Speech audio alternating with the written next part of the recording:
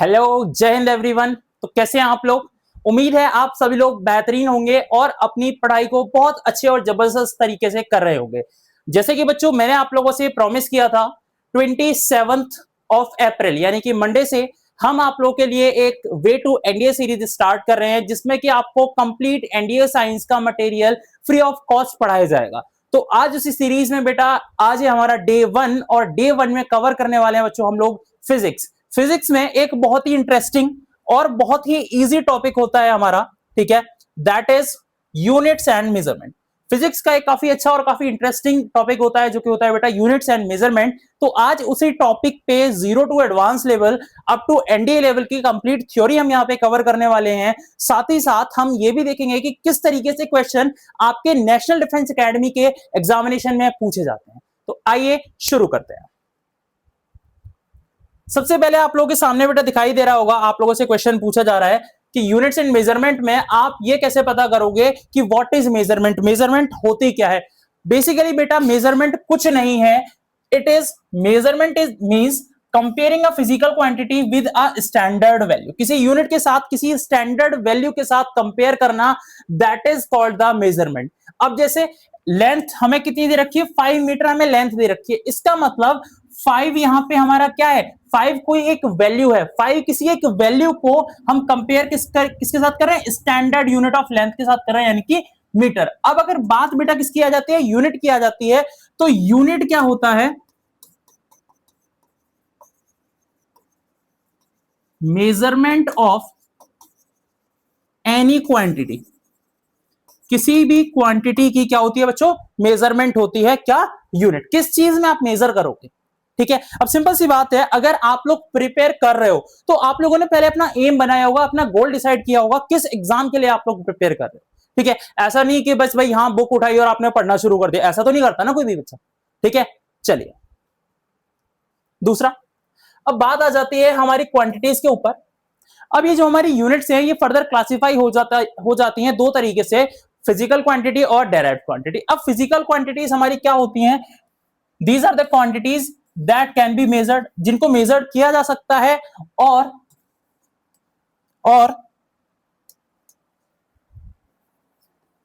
Already exist in nature. जो बच्चों nature में पहले से एग्जिस्ट करती हैं, हम उनको ना तो डिफाइन कर सकते हैं, ना हम उनको बना सकते हैं, ना हम उनको डिस्ट्रॉय कर सकते हैं। अब ये होती कौन कौन सी हैं, ठीक है।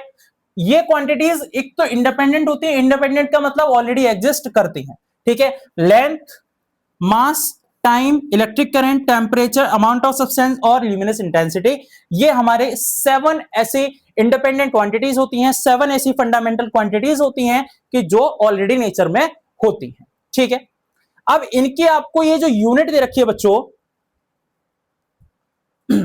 इनकी बच्चों जो यूनिट दे रखी है ये आपको याद रखनी है, और ये है आपके SI unit. SI unit means to say that कि जिसमें आप इसको मेजर करते हो। अभी आगे आने वाली स्लाइड्स में हम लोग डिस्कस करेंगे कि एसआई क्या होता है, सीजीएस क्या होता है, एमकेएस क्या होता है, एफपीएस क्या होता है, उन सारी की सारी चीजों को हम यहां पे आगे भी डिस्कस करने वाले हैं, राइट।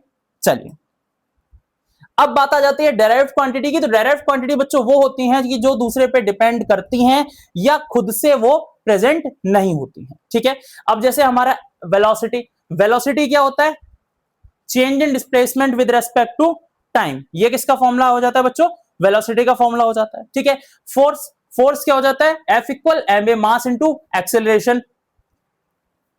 फोर्स क्या हो जाता है, ma mass into acceleration. Work क्या हो जाता है, F into S, force into displacement, ठीक है। चलिए आगे देखते हैं। नेक्स्ट हमारी बात आ जाती है सिस्टम ऑफ यूनिट की। सिस्टम ऑफ यूनिट आपके कौन कौन से होते हैं, सीजीएस, एफपीएस और एसआई। एसआई आपका सबसे ज्यादा इंपॉर्टेंट होता है और आप इसी को, एसआई को ही आप क्या बोल देते हो बेटा, एमकेएस बोल देते हो, ठीक है। और एमकेएस सिस्टम, ठीक है। अब देखिए जरा, अगर मैं बात करता हूं सीजीएस सिस्टम के बारे में, तो CGS system centimetre gram second, मतलब सीजीएस सिस्टम में बच्चों हमेशा जो लेंथ मेजर करी जाएगी वो किसमें की जाएगी, सेंटीमीटर में की जाएगी। वेट मेजर किया जाएगा ग्राम में और टाइम मेजर किया जाएगा किसमें बच्चों, सेकंड में। वहीं पे अगर मैं बात करता हूं किसके बारे में, एफपीएस के बारे में अगर मैं बात करता हूं तो एफपीएस में लेंथ आपकी जो मेजर करी जाएगी वो किसमें की जाएगी, फुट में मेजर करी जाएगी।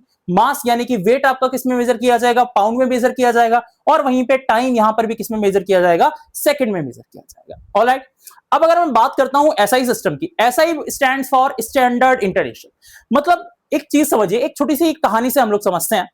जब हमारे एसआई का इंट्रोडक्शन हुआ, जब हमारे स्टैंडर्ड इंटरनेशनल मेजरमेंट सिस्टम का इंट्रोडक्शन हुआ, उससे पहले एक प्रॉब्लम आती थी। प्रॉब्लम क्या होती थी कि मान लीजिए किसी पर्सन ने सीजीएस सिस्टम में, इंडिया ने सीजीएस सिस्टम में किसी गुड्स को एक्सपोर्ट किया और दूसरी कंट्री ने उसको इंपोर्ट कर लिया मान लीजिए एफपीएस में, और वहां से उन्होंने अगर एफपीएस में किया और हमने सीजीएस में एक्सेप्ट कर लिया, तो यहां पे बहुत ज्यादा डिफरेंसेस आ रहे थे। डिफरेंसेस होने की वजह से बहुत ज्यादा फाइनेंशियल लॉस बियर करने पड़ रहे थे कंट्रीज को। तो अब जब कंट्रीज को बहुत ज्यादा फाइनेंशियल लॉसेस बियर करने पड़ रहे थे, तो सारे के सारे कंट्रीज के साइंटिस्ट और इंपॉर्टेंट पर्संस बैठे और उन्होंने ये बोला कि चलिए अब इसका कोई एक सॉल्यूशन ढूंढते हैं, इसका कोई हल निकालते हैं। तो इसका हल ये निकला कि through out the country, through out the world एक ऐसा मेजरमेंट सिस्टम बना दिया गया कि जिसको सारे लोग फॉलो करते हैं। आप इंडिया में रहेंगे तब भी मेजरमेंट सिस्टम कौन सा रहेगा बच्चों, ऐसा ही रहेगा। आप लंदन चले जाइए ऐसा ही रहेगा, आप ऑस्ट्रेलिया चले जाइए ऐसा ही रहेगा, जापान चले जाइए ऐसा ही रहेगा, चाइना चले जाइए ऐसा ही रहेगा, किसी भी कंट्री में चले जाइए प्यारे बच्चों, मेजरमेंट सिस्टम कौन सा रहेगा, ऐसा ही रहेगा। बात क्लियर है? चलिए, तो ये आपका क्या रहता है, स्टैंडर्ड सिस्टम वर्ल्ड वाइड है और इसमें 7 फंडामेंटल यूनिट्स हैं। यहां पर जो लेंथ मेजर की जाती है किसमें की जाती है, मीटर में की जाती है। ठीक है, यहां पे लेंथ मेजर करते हैं, लेंथ किसमें बेटा मेजर करते हैं, मीटर में मेजर करते हैं। ठीक है, मास किसमें करते हैं, किलोग्राम में करते हैं। और टाइम किसमें करते हैं बच्चों, टाइम मेजर करते हैं हम यहां पे सेकंड में। बात क्लियर है? अब कुछ यहां पे हमारी इंपॉर्टेंट डेराइव क्वांटिटीज की यूनिट के बारे में बताया गया है आपको, जो कि आपको याद होनी चाहिए, पता होना चाहिए। ठीक है, अगर मैं सबसे पहले बात करता हूं किसके बारे में, फोर्स के बारे में बात करता हूं बेटा। ठीक है, तो फोर्स की ऐसा यूनिट क्या हो जाती है, न्यूटन हो जाती है, एन सिंबल से रिप्रेजेंट किया जाता है। वर्क और एनर्जी की जो एसआई सिस्टम होती है या जो इसकी यूनिट होती है वो कैसी होती है, सेम होती है। और इसको रिप्रेजेंट किससे करते हैं प्यारे बच्चों, जे यानी कि जूल से रिप्रेजेंट करते हैं। पावर की क्या हो जाती है, वॉट हो जाती है। प्रेशर की क्या हो जाती है, पास्कल्स हो जाती है। फ्रीक्वेंसी की हर्ट्ज हो जाती है। और चार्ज की कूलाम। और पोटेंशियल डिफरेंस की क्या हो जाती है, वोल्ट हो जाती है। बात इतनी क्लियर है? ठीक है, ये इनके कुछ क्या दिए हुए हैं, सिंबल्स दिए हुए हैं। चलिए, अब बात आ जाती है डायमेंशंस की। डायमेंशंस आप लोगों का एक बहुत ज्यादा इंपॉर्टेंट टॉपिक है, बहुत ज्यादा मैं ये बोलूंगा कि हर बार पूछा जाने वाला टॉपिक। ऐसा कोई ईयर नहीं जाता है कि जिसमें आपके डायमेंशंस का क्वेश्चन ना आता हो। 2 बार हमारा एग्जाम होता है, अप्रैल और सितंबर के मंथ में, तो हर एग्जाम में ये पूछा जाता है। ठीक है, अब होता क्या है, dimension show how a quantity depends on the fundamental quantities. अब देखो, हमने फंडामेंटल क्वांटिटी की यहां पे बात की, तो फंडामेंटल क्वांटिटी ऐसा तो नहीं है कि सारी फंडामेंटल क्वांटिटी पे डिपेंड कर रहा हूं, कुछ ही फंडामेंटल क्वांटिटीज है जिन पे डिपेंड करती है। ठीक है, रिप्रेजेंटेशन।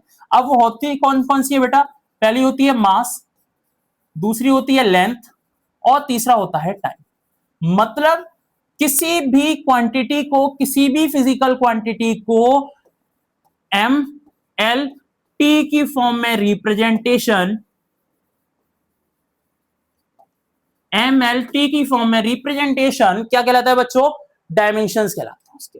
ठीक है, अब डायमेंशंस निकालने से पहले एक बार ये देखेंगे कि ये किस किस चीजों को कहां पे यूज किए जाते हैं। तो किसी भी इक्वेशन को चेक करने के लिए, यूनिट के कन्वर्जन में, और रिलेशंस को डिराइव करने के लिए। ठीक है, दूसरी चीज यहां पे कभी भी, इसके लिमिटेशंस क्या है कि यहां पे कभी भी न्यूमेरिकल कांस्टेंट आप यूज नहीं कर सकते, like 1 2 pi sigma and so on. ठीक है, अब जैसे कि मैं समझता हूं कि फोर्स का हम आपको निकाल के दिखाते हैं, या फिर एक बहुत छोटी सी चीज हम आपको निकाल के दिखाते हैं, मान लीजिए डिस्टेंस का। ठीक है, डिस्टेंस क्या होता है बच्चों, लेंथ होता है। ठीक है, तो इसकी डायमेंशंस क्या हो जाएंगी, डायमेंशंस क्या हो जाएंगी, L की पावर 1। ठीक है, अब अगर मैं बात कर लेता हूं किसके बारे में, फोर्स के बारे में बात कर लेता हूं, तो फोर्स क्या होता है, मास इनटू एक्सेलरेशन। मास की यूनिट क्या हो जाती है, केजी हो जाती है। एक्सेलरेशन की क्या होती है, मीटर पर सेकंड स्क्वायर। तो अब देखो, केजी यानी कि mass, m raise to the power 1, m यानी कि मीटर, लेंथ की पावर 1, पर सेकेंड स्क्वायर यानी कि t -2। तो ये क्या हो गया आपका m1 l1 और t -2, ये आपका क्या हो गया बेटा डायमेंशन फॉर्मूला हो गया किसका, फोर्स का। इतनी बात क्लियर है। चलिए, अगर कोई भी प्रॉब्लम है तो आप मुझे कमेंट सेक्शन में बता सकते हैं, मैं एज सुन एज पॉसिबल आपके उस क्वेश्चन का रिप्लाई करूंगा। साथ ही साथ अगर आपको और भी कोई क्वेरी है, किसी भी टाइप का, आपको मेंटरशिप चाहिए, पेड बैचेस में चाहिए एडमिशन, तो आप हमें इंस्टाग्राम पे कनेक्ट कर सकते हैं या फिर हमारे टेलीग्राम चैनल पे हमें मैसेज कर सकते हैं। चलिए, अब कुछ ऐसे इंपॉर्टेंट प्रीफिक्स आ जाते हैं जिनको कि आपको याद रखना होता है। डिटेल में मैं नहीं बताऊंगा, टेबल आपके सामने दी हुई है, आपको इसको खुद से पढ़ना है। ठीक है, तो ये थी बेटा आपकी आज की यूनिट्स एंड मेजरमेंट की कुछ इंपॉर्टेंट थ्योरी जो आप लोगों को पता होनी चाहिए थी। ठीक है, अब हम बात कर लेते हैं कुछ क्वेश्चंस के बारे में। इसी बिहाफ पे मैं आप लोगों के लिए कुछ क्वेश्चंस भी लेके आया हूं। ठीक है, तो क्वेश्चंस क्या है, सबसे पहला आपसे पूछा गया है which of the following is not a fundamental quantity. इनमें से फंडामेंटल क्वांटिटी कौन सी नहीं है। तो देखिए, लेंथ, मास और टाइम तीनों के तीनों कैसी हैं, फंडामेंटल क्वांटिटी हैं। और वहीं पे डेंसिटी आपका क्या हो जाता है, डेंसिटी का फॉर्मूला होता है बच्चों mass upon volume, D equal M upon V। तो यानी कि मास और वॉल्यूम के रेशियो से ये क्या किया जा रहा है, डेराइव किया जा रहा है। तो ऑप्शन कौन सा हो जाएगा बच्चों, D करेक्ट हो जाएगा। दूसरा देखिए, SI unit of temperature sorry SI unit of temperature क्या हो जाता है, केल्विन हो जाता है। ठीक है, सेल्सियस और फ़ारेनहाइट आपके अदर स्केल्स हैं, और वहीं पे जूल आपकी किसकी यूनिट हो जाती है, फोर्स की या वर्क की हो जाती है, सॉरी एनर्जी की हो जाती है। The number of fundamental quantities in SI system, SI system में fundamental quantities कितनी हमारे पास, 7 है। 7 fundamental quantities are there। Unit of force, force की यूनिट क्या हो जाती है बच्चों, न्यूटन हो जाती है। जूल किसकी होती है, वर्क की होती है। जूल किसकी होती है बच्चों, वर्क की होती है। वॉट किसकी होती है, पावर की होती है। पास्कल्स किसकी होती है, प्रेशर की होती है। ठीक है, चलिए आगे बढ़ते हैं। 1 जूल, 1 जूल को कैसे आप डिफाइन करोगे। ठीक है, अब देखिए 1 जूल, जैसे कि मैंने आप लोगों को बताया, जूल किसकी यूनिट है, वर्क की यूनिट है। ठीक है, अब वर्क क्या हो जाता है, work equal F into S, force into displacement. अगर हमारा फोर्स 1 न्यूटन है और डिस्प्लेसमेंट 1 मीटर हो जाए तो वर्क कितना हो जाएगा, 1 जूल हो जाएगा। तो यानी कि अगर मुझे 1 जूल वर्क चाहिए बच्चों, कितना वर्क चाहिए मुझे, 1 जूल वर्क चाहिए, तो 1 जूल वर्क के लिए क्या हो जाना चाहिए, न्यूटन इंटू मीटर हो जाना चाहिए। ठीक है, न्यूटन इंटू मीटर आप इसमें से देख सकते हैं कौन सा है, ऑप्शन नंबर बी है। तो ऑप्शन बी क्या हो जाएगा, हमारा करेक्ट आंसर हो जाएगा। आगे देखिए, यूनिट ऑफ प्रेशर, प्रेशर की यूनिट क्या हो जाएगी, पास्कल्स हो जाएगी। ठीक है, वॉट किसकी होती है, पावर की होती है। न्यूटन किसकी होती है, फोर्स की होती है। और जूल वर्क और एनर्जी की होती है। आगे देखेंगे डायमेंशंस ऑफ वेलोसिटी, वेलोसिटी की डायमेंशंस क्या होगी, आइए निकालते हैं। वेलोसिटी क्या हो जाता है बेटा, फोर्स, सॉरी वेलोसिटी क्या हो जाता है बच्चों, डिस्प्लेसमेंट अपॉन टाइम। ठीक है, डिस्प्लेसमेंट क्या है हमारा, लेंथ है, और टाइम, तो यूनिट क्या, डायमेंशन क्या होगी, LT -1। तो कौन सा ऑप्शन हमारा करेक्ट हो जाएगा, ऑप्शन बी हमारा करेक्ट हो जाएगा। ठीक है, डायमेंशन ऑफ फोर्स, फोर्स की डायमेंशन क्या होती है, वैसे मैंने निकाल के भी दिखाई थी, लेकिन इसका आंसर आप लोग मुझे बताएंगे वीडियो के कमेंट सेक्शन में।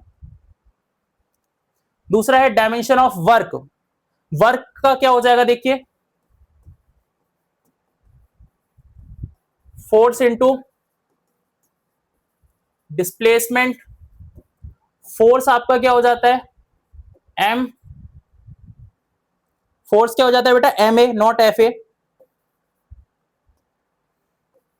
M A. और डिस्प्लेसमेंट क्या हो जाएगा, लेंथ हो जाएगा। मास यानी कि केजी, एक्सेलरेशन यानी कि मीटर पर सेकेंड स्क्वायर, और लेंथ क्या हो गया, मीटर हो गया। यानी कि अगर केजी, केजी क्या होता है बेटा, एम से रिप्रेजेंट करते हो आप, M1 L2 और T -2, ये आपका क्या हो गया, करेक्ट आंसर हो गया। तो देख लीजिए M1 L2 T -2, यानी कि ऑप्शन नंबर कौन सा करेक्ट हो गया बच्चों आप लोगों का, B correct.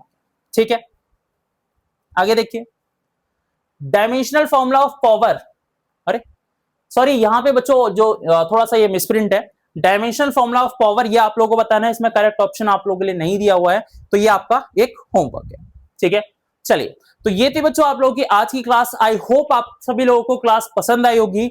And way to NDA series में हम ऐसे ही आपके साथ बने रहेंगे। मिलते हैं एक और नेक्स्ट लेक्चर में फिजिक्स के। अच्छा, एक और चीज मैं आप लोगों को यहां पे बता दूं, किस किस तरीके से हमारा शेड्यूल होने वाला है, क्या प्लानर होने वाला है। हम लोग जो डिस्कस करने वाले हैं बच्चों,